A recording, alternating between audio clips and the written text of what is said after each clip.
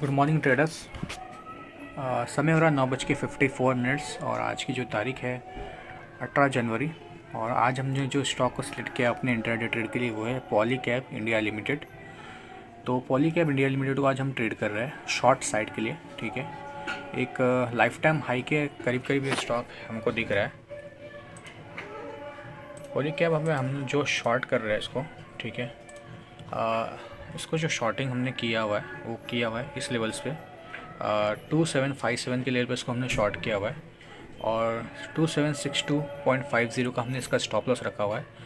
और जो हमने इसमें टारगेट प्लेस किया हुआ है 2660.50 पे हमने इसका टारगेट प्लेस किया हुआ है। ठीक है, तो अभी हमने पॉलीकैब में बहुत ही छोटा स्टॉप लॉस लिया रखा है।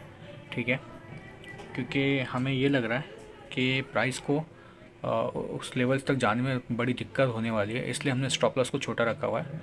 और जस्ट इन केस अगर वो प्राइस उस लेवल को तोड़ जाता है ऊपर के, तो फिर एक अपने ट्रेंड को कंटिन्यू करेगा। ठीक है, तो हम एक रिट्रेसमेंट इसमें एक ट्रेड एग्जीक्यूट कर रहे हैं।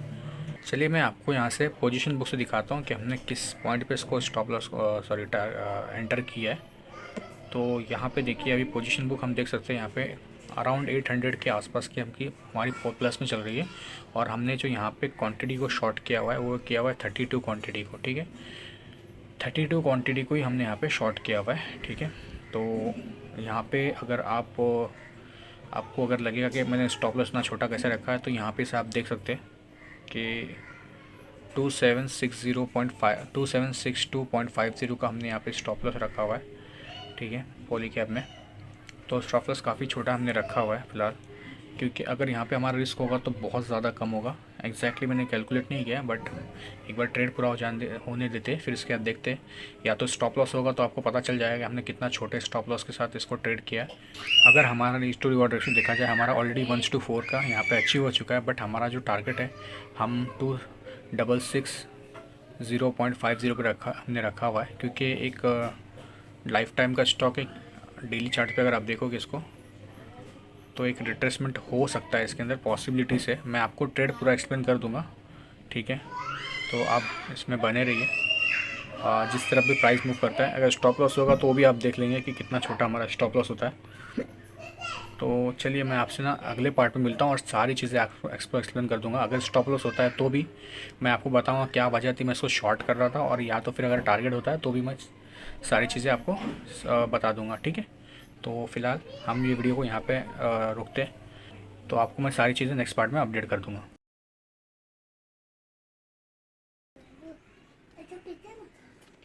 वो थोक वो खो फेंक के पानी भर के दे बोले एक तरफ फेंक के पानी।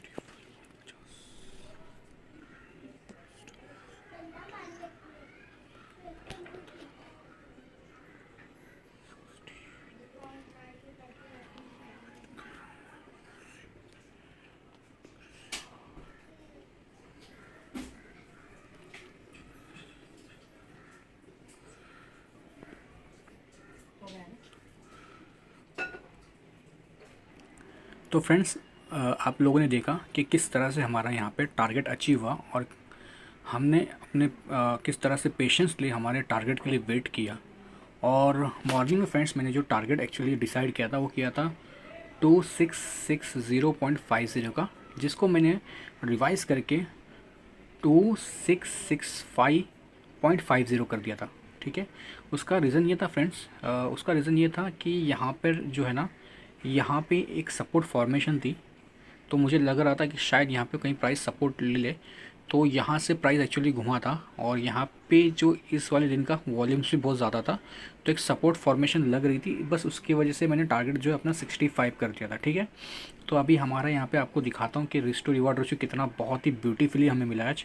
ठीक है, तो ये सारा जो होता है ना फ्रेंड्स, एक तो आपको चार्ट्स को, ये जो इस तरह के ट्रेड्स आप कब कर सकते हैं, जब आप चार्ट्स को देखते रहो। आप चार्ट्स को रोज़ डेली देखते रहो, वॉच करते रहो। और मतलब कि प्रैक्टिस बहुत ज़्यादा ज़रूरी है, और एक एक्सपीरियंस बहुत ज़्यादा ज़रूरी है। मतलब वो आपको करने से आएगा धीरे धीरे। ठीक है, तो यहाँ पे जो ये ट्रेड मैंने अचीव किया, इसमें बहुत ज़्यादा मैंने प्रैक्टिस की है। इस तरह के ट्रेड्स में पैटर्न्स रिपीट होते हैं फ्रेंड्स, वो आपको जब आप करते जाओगे तो आपको दिखने लग जाएगा।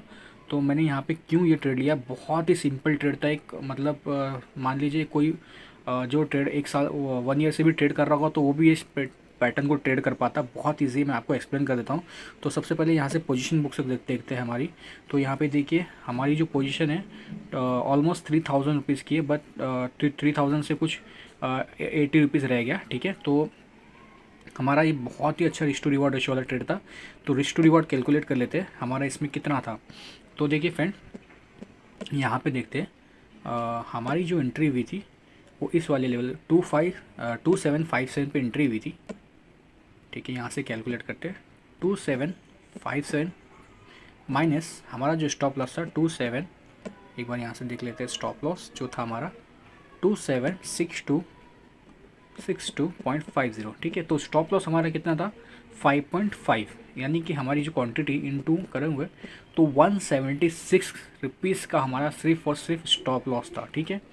इतने छोटे रिस्क में जब आप ट्रेड करते हो तो आपको बिल्कुल भी डिस्टर्ब नहीं होता है जब भी आप ट्रेड करते हो, क्योंकि अगर आपका जाएगा तो कुछ जाने वाला नहीं, इतना बड़ा नहीं अमाउंट। बट एक अच्छा रिस्क टू रिवॉर्ड रेशियो अगर आप मेंटेन रखते हो तो इस मार्केट में आपको प्रॉफिटेबल बनने से फिर कोई भी नहीं रोक सकता, और मार्केट आपके लिए ही है अगर आप इस तरह की प्रैक्टिस करते हो तो।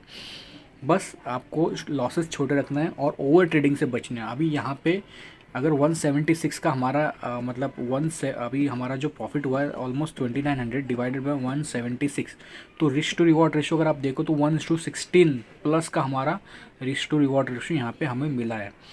तो ये एक बहुत ही अच्छा रिस्क टू रिवॉर्ड रेशियो होता है, मतलब कि ऐसे ट्रेड हमेशा नहीं मिलते।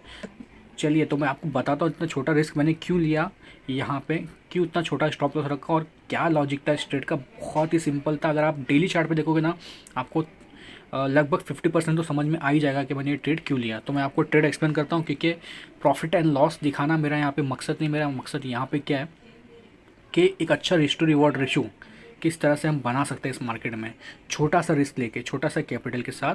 और एक लर्निंग आपको मिलेगी यहाँ से कि किस तरह से हम ट्रेड कर सकते हैं मार्केट में एक प्राइस एक्शन के बेस पे। तो अभी मैं आपको एक्सप्लेन करता हूँ, इस सारी लाइनें मैं डिलीट करता हूँ। बहुत ज़्यादा सिंपल था, आपको मैं सिर्फ डेली चार्ट पर दिखा दूंगा तो आपको ऑलमोस्ट समझ जाएगा ये ट्रेड क्यों मैंने लिया हुआ है। अगर आप थोड़ा सा प्राइस एक्शन जानते हो, प्राइस एंड वॉल्यूम को देखकर आप समझना जानते हो, तो देखिए एक तो स्टॉक लाइफ टाइम हाई पे था, करेक्ट, ठीक है।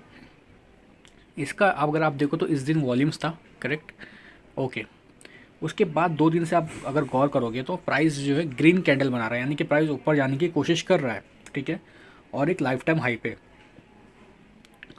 पहली कंफर्मेशन क्या है कि जब यहाँ पे प्राइस ऊपर जा रहा है, ठीक है, मतलब ग्रीन कैंडल बना रहा है तो वॉल्यूम रिड्यूस हो रहा है, यानी कि जो बायर्स है उनका इंटरेस्ट यहाँ पे ख़त्म होता जा रहा है। यहाँ पे फिलहाल वो इंटरेस्टेड नहीं है इस प्राइस को बाई करने के लिए, ठीक है।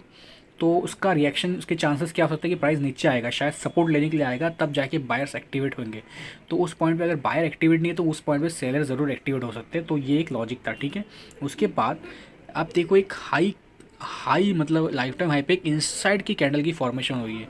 तो ये भी एक तरह का मतलब ट्रेंड रिवर्सल्स के इंडिकेशन होते हैं, मतलब कि थोड़ा सा रिट्रेसमेंट वगैरह आ सकता है, एक इंडिकेशन होता है, बट इसको कंफर्मेशन के साथ लेना होता है, ठीक है। और सिंपल था, तो इनसाइड था, और प्लस ये वाली जो कैंडल है ना यहाँ पे उसने रिजेक्शन मुझे दिखाया, और रिजेक्शन जब मुझे दिखाया तो यहाँ पे आप देखो तो वॉल्यूम्स भी आपको दिख जाएंगे, इसके अंदर वॉल्यूम्स भी आपको दिखेंगे। उसी पॉइंट पे ना इतना ज़बरदस्त वॉल्यूम आया, ठीक है। अगर इतना ज़बरदस्त वॉल्यूम आया है तो प्राइस को रुकना नहीं चाहिए, उसको निकल जाना चाहिए था यहाँ से, मतलब कि निकल ही जाना चाहिए था, यहाँ पे रुकना नहीं चाहिए था, रिवर्स होना नहीं चाहिए था, क्योंकि वॉल्यूम्स अगर इतना है तो नीचे क्यों आ रहा है, तो यहाँ पे मे बी प्रॉफिट बुकिंग हुई होगी। इस तरह का मैंने इसमें लॉजिक लगाया, क्योंकि लॉजिकली ट्रेड करोगे तो आपके टारगेट होने के चांसेस बहुत ज़्यादा होते हैं, ठीक है। तो लॉजिक्स का ज़्यादा इस्तेमाल मैं हर ट्रेड में कोशिश करता हूँ कि करूँ, ठीक है। जहाँ पे लॉजिक नहीं बैठ रहा है तो उस ट्रेड को एग्जीक्यूट नहीं करता हूँ मैं। तो बहुत सिंपल था, आज जब इतना पावरफुली नीचे आ रहा था ना तो इसमें बहुत ज़्यादा मुश्किल होती है, अगर इसको अगर समझो यहाँ पे अगर ये नीचे आ गया इसके, तो इसको बहुत ज़्यादा मुश्किल होती है कि इसके ऊपर वापस चला जाए, क्योंकि इसके ऊपर जाना मतलब कि यहाँ पे जब सेलर एक्टिवेट है तो फिर एक वॉल्यूम लगेगा बायर्स का बहुत ज़्यादा वॉल्यूम लगेगा, तब जाके प्राइस इसके ऊपर जा सकता है। बट यहाँ पे इस प्राइस पे बायर्स इंटरेस्टेड नहीं है, तो इसलिए मैंने छोटा सा स्टॉप लॉस रखा, क्योंकि मुझे पता चल गया था कि शायद इस स्टॉप लॉस को ये तोड़ नहीं पाएगा। तो हमने छोटा सा रिस्क लिया और मैक्सिमम क्वांटिटी हमारे कुछ 18,000 19,000 के फंड्स में जितनी आ सकती थी मैंने उतना ले लिया, और यहाँ पे हमारे को एक ब्यूटीफुल टारगेट देखने को मिला। तो फ्रेंड्स, ये जो लॉजिक है मैंने सारा आपको एक्सप्लेन कर दिया, इसमें कुछ भी ऐसा नहीं है कि मैंने आपको नहीं बताया। तो मैं वही ट्रेड रिकॉर्ड करता हूँ जिसमें मैं आपको सारी चीज़ें बताता हूँ।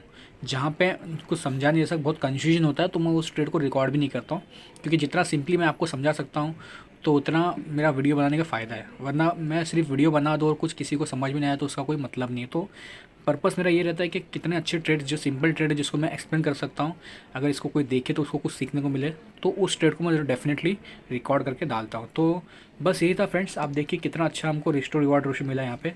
सिर्फ और सिर्फ 176 रुपीज़ के स्टॉप लॉस के साथ हमको ये अमाउंट मिला है, ठीक है। तो फ्रेंड्स, इसी के साथ ये वीडियो को यहाँ पे पूरा यहाँ पे जो वीडियो एंड करते हैं, और मैं उम्मीद करता हूँ कि आपको इसमें कुछ ना कुछ सीखने को मिला होगा। और अगर आपको इसमें कुछ सीखने को मिला होगा तो इस वीडियो को लाइक कर दीजिए और चैनल को सब्सक्राइब कर लीजिए। और मिलता हूँ आपको अगले एजुकेशनल वीडियो में मैं। तो तब तक के लिए बाय एंड टेक केयर।